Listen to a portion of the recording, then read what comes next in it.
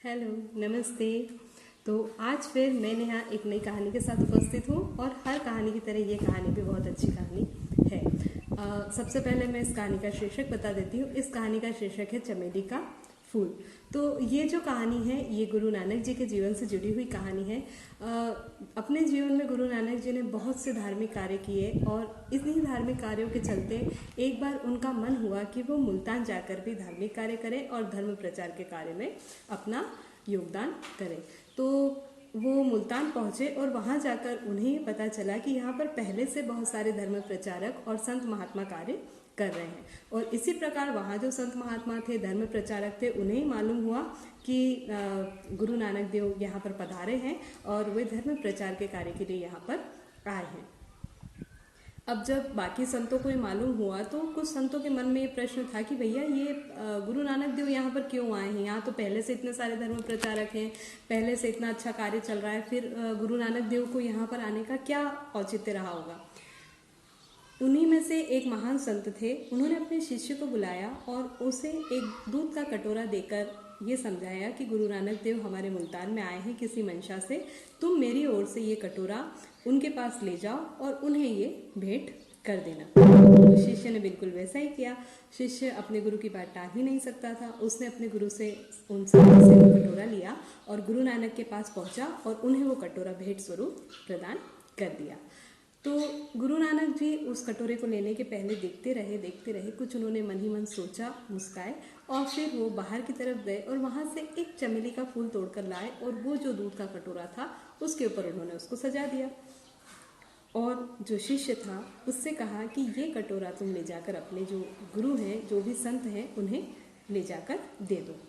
अब शिष्य का चेहरा देखने लायक था।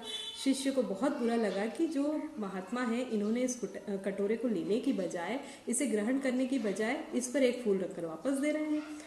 उसे ऐसा लग रहा था कि कहीं ना कहीं ये जो है मेरे गुरु का अपमान यहाँ पर हो रहा है, मेरे गुरु की भावनाओं का इन्होंने सम्मान नहीं किया। वो उस कटोरे को लेकर वहाँ पर से चल दिया और अपने संत जो गुरु थे उनके पास वापस आया और उसने वो कटोरा उनको दिया और वो कटोरा देकर उसने कहा कि ये आपके लिए गुरु नानक देव ने पुनः भेजा है।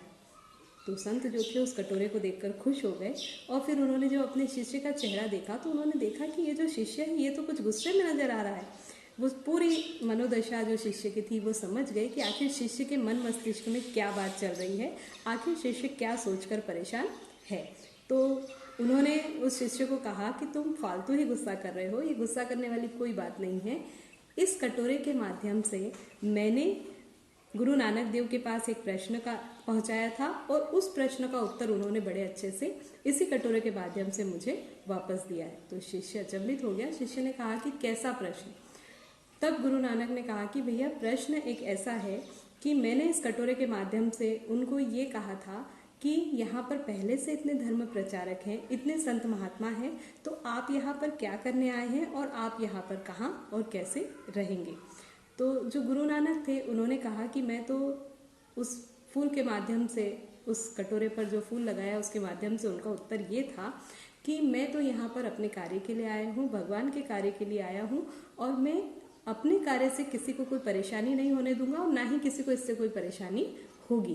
तुम ये निश्चित मान के चलो कि मेरे कार्य से जो यहाँ पर पहले से संत महात्मा हैं, जो यहाँ पर पहले से लोग कार्य कर रहे हैं, उन्हें इससे कुछ मदद ही मिलेगी, उनके कार्य में और सुधार होगा, उनके कार्य में और मदद हो जाएगी, ना कि उन्हें मेरे कारण कोई परेशानी यहाँ पर होने वाली है।